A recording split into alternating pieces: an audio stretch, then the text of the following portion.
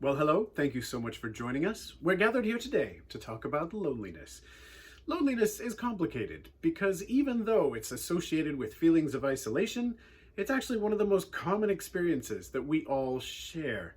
But that's the thing about loneliness. I think that it's complicated and it needs to be unpacked. So let's do that. I want to start with a verse. Hopefully you'll find it encouraging and hopefully it runs as an undercurrent of everything that we talk about today.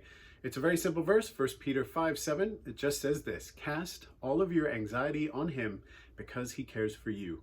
If nothing else, I feel like it's worth bearing in mind that God wants you to interact with him. He wants to be in relationship with you. You were never designed to be alone. That's probably why loneliness stings so much. Loneliness really is associated closely with feelings of loss. Loneliness is in essence the feeling that we've lost connection, we've lost our role, we've lost our value. And so loneliness is the anticipation of, or the memory and recognition of, those losses. And as I said, God never meant for us to be alone, which is why I think these feelings of loneliness can sting so badly. All of us probably have a distinct memory. Maybe we can think back to our first memory of loneliness. For me, as I have often shared the story of me moving around to different schools, when I think of feelings of loneliness, I immediately go to what it's like to be the new kid at school. I've shared the story of one of the moves that I had when I was a little kid from a small village in England to a great big city in the United States. I went from Fressingfield, England with a bunch of sheep to Las Vegas, Nevada with millions of people. My school in England had 100 students. It was tiny. My school in Vegas had 3,500. So I arrived, I stood out, I was different. And I remember being that new kid felt so incredibly lonely. And this is the thing about loneliness. As I said, we're not designed for it. And when you're actually experiencing real loneliness, it is a powerful, powerful motivator. I remember being that new kid and I wanted to do anything I could to fit in and to belong. I would do anything to combat that feeling of loneliness. Fortunately, I didn't go about it very well. I distinctly remember going out on the playground at lunchtime. I didn't have any friends. The morning had been all sorts of embarrassing because I had a funny accent. I was a little British kid who'd never really even been to a big city, and suddenly I was in Las Vegas. These kids were way more street smart than me. They spoke with American accents. I stood out like a sore thumb. And I remember desperately trying to figure out how I was going to belong, how I was going to stop being lonely. No one really wanted to talk to me because I was different and weird. And I remember it was too hot outside, so I went inside. And I liked inside, it was air conditioned, that does better for me, and wandered around this giant school. And as a second grade little kid, I wandered into the fifth grade hallway. Fifth graders are giants when you're just in second grade. And I found a fifth grader who was standing in the hallway. This was during lunchtime, so I thought, we have something in common. He also doesn't want to be out in the sun. We can bond. I don't have to be alone. And he's big. That'll help. I didn't realize that fifth graders and second graders have different lunches. So this was lunchtime for me. This was not lunchtime for him. He was standing in the hallway because he'd been bad. He was a bad kid and he was being punished. I'm sure he sorted himself out eventually. This is years ago. But at the time, he was being naughty.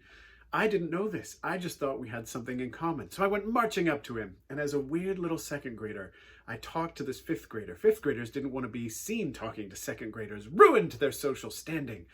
And as a second grader, I looked up at him and I said in my weird little British accent that Las Vegas people were not used to, said, "Hello, my name's Christopher. I also don't like going outside. Would you like to be friends?" That is a really weird thing for a fifth grader in Las Vegas to hear. And he didn't want to be seen talking to me. I don't think he quite knew what to do with me. And so, without saying a word, he just gave me a hand gesture, a very rude hand gesture, a very rude middle-fingered hand gesture. The problem is, as a small British child, I didn't know about this. I hadn't seen near enough television. I was quite sheltered in a small village. Now, we have rude hand gestures in England, but they're different. I had never seen this middle finger before, so I didn't understand that it was mean. He didn't even make eye contact with me. I thought maybe he was holding up one finger to tell me, just wait a minute. So I did, patiently waited, and then just repeated myself. "Hello, my name's Chris, shall we be friends?" This did not go well, and so he gave me the middle finger again. Thankfully for me, before any violence ensued, the bell rang, lunch was over. On my way back, I decided, as I ran this over in my head, that I could use this, because My mom had said they did things different in America, so maybe I'm used to waving at people. Maybe in the US they use that middle finger thing to say hi. That's not accurate, as we well know, but as a small child, I think I made it work, in my head at least. So I did. I wandered back to class, and I flipped off everybody that I saw in the hallways. This made me so incredibly alone. A weird little kid with a funny accent running around flipping people off is really not a good way to get out of loneliness. But that's just it. Loneliness is such a strong motivator that I was able to recover even from that. I still worked so hard just to find somewhere to belong. Actual loneliness cuts us deep. Those experiences motivate something in us that desperately wants to belong. I think most of us can relate back to an experience of actual loneliness. And we realize that we moved out of that loneliness. In fact, we would take all kinds of actions to do so. But the thing is, and this is very important to remember, a lot of times what we experience now is not actually real loneliness. It's a feeling, not a fact. That is a very important thing to remember. Most of the time for us now, loneliness is a feeling and not a fact.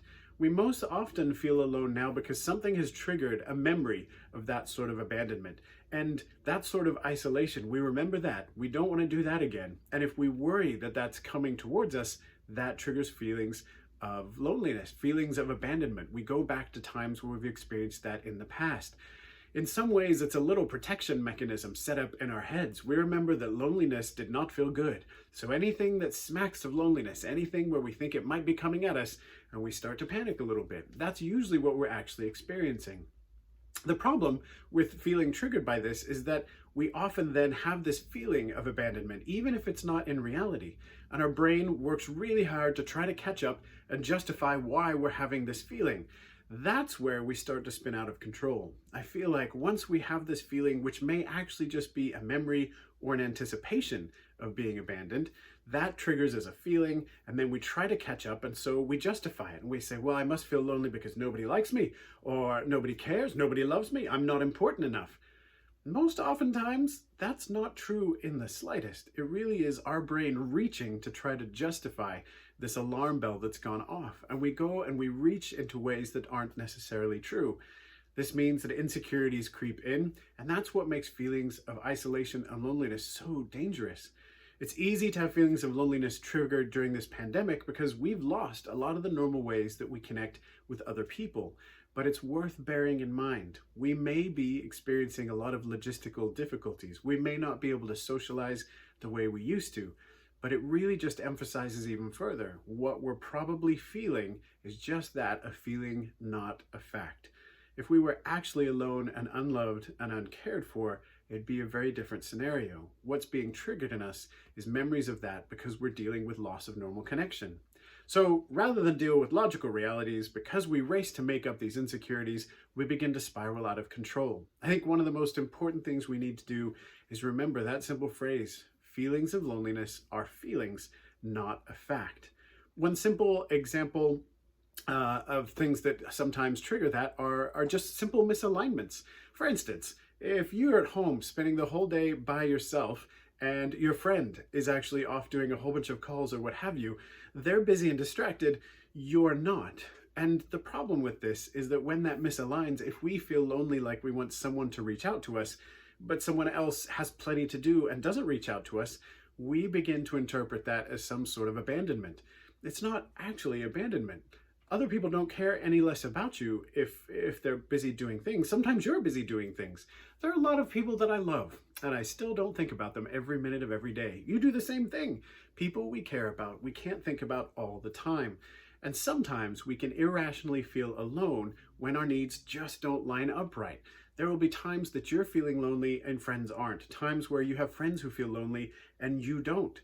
It isn't actually an expression of any sort of loss of love or affection. It's just misalignment. It's not a comment on how valuable you are. That's worth bearing in mind. This ties into the fact that one of the habits we have is we tend to put ourselves in the center of every story, and that's just not accurate. If you do that, if you try to interpret someone else's actions with you as the star of the story, it's very easy to make up those excuses that, oh, they don't care enough. Oh, I just must not be fun enough. When in reality, they're running their own story. You're not the center stage in every story. If you were, you really could justify that everyone's ignoring you, because if everyone was constantly thinking about you and you're not inundated constantly, they must be ignoring you. That's simply not true. We're all running our own adventures. It's important to understand that sometimes those adventures don't align our needs, and we can't jump to conclusions when that happens. One way I think that we can combat all of these things, the triggers that make us remember actual loneliness and make us panic that it might be coming again, even if it's actually not, or even the logistical difficulties that some of us feel more lonely now because we're more disconnected, because we don't have the same ways to keep in touch. One of the ways to combat that, I think, is to stop focusing inward and try to intentionally empathize with people around you. If we focus too much on ourselves, we can start making up these narratives and stories in order to explain our feelings. And even if those narratives and stories aren't true, we'll cling to them because they at least give us an explanation for what we're feeling. But remember, a lot of times loneliness is a feeling, not a fact. One of the dangerous things I think about loneliness is that it can be quite deceptive, that sometimes we get alone and then we almost want to keep ourselves company with that loneliness. It's a bit like being outside in the cold and there's a blanket. And so you pick up the blanket and you warm yourself in the blanket so you can stay out in the cold, when actually it would just make more sense to go inside to the warmth.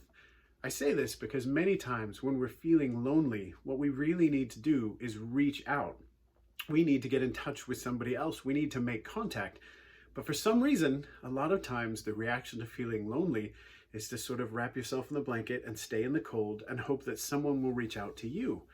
That comes from those narratives we talked about before, where we assume we're lonely because we've made up some sort of explanation for why we're feeling the way we are. It's really more of a memory or a projection, and you're not the center of everyone's story. And so we need to not sit back and wait for people to reach out to us. When you're lonely, you actually need to do the reaching out. Don't stay in the cold. Don't be fooled into wrapping yourself in a lonely blanket. Another thing we can do, especially during the pandemic, is try to keep to a schedule. A lot of times loneliness will come out of boredom. Loneliness comes when we have nothing else to fill our mind, and then we suddenly realize, oh, I remember what loneliness felt like. Oh, I think I might be feeling that now. And everything that I said happens. So building a schedule and trying to keep to it is one way, logistically, a little something we can do to try to cut down on those pieces of boredom. If you have a predictable schedule and it keeps you busy, you don't have time, or you shouldn't have as much time, to spiral back in on yourself. Finally, I think, as I said, it's really important to reach out. Don't stay out in the cold. Don't wrap yourself in the blanket. If you're feeling lonely, find someone else to connect with. We have loads of ways of doing that now, thanks to all of the different forms of communication we have, even in the pandemic. But it takes the gumption to actually do it. And it's win-win, because for all you know, your need and someone else's need might align. And if you reach out, not only is it going to help you feel less lonely, you may be helping someone else to feel less lonely as well.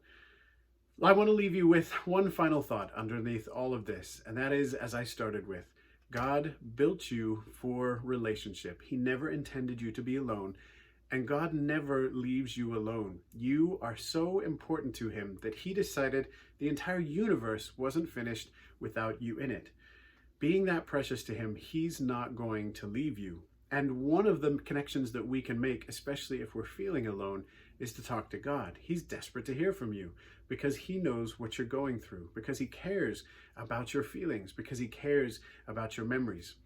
I want to read to you Romans 8:38 through 39, and it says this: "For I am convinced that neither death, nor life, nor angels, nor demons, neither the present nor the future, nor any powers, nor height, nor depth, nor anything else in all of creation will be able to separate us from the love of God that is in Christ Jesus our Lord.